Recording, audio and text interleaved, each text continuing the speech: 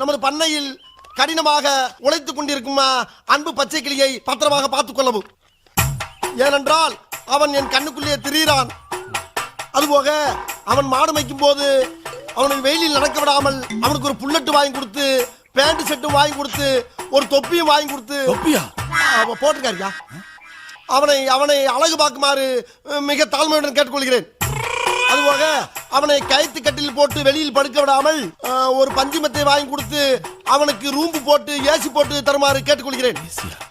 இவ்வளவும் போக ஒரு முக்கிய குறிப்பு, நமது குடும்பத்துக்காக கடினமாக உழைத்துக் கொண்டிருக்கும் அந்த ஒப்பற்ற ஜீவனை நாம் பத்திரமாக பார்த்துக் கொள்ள வேண்டும்.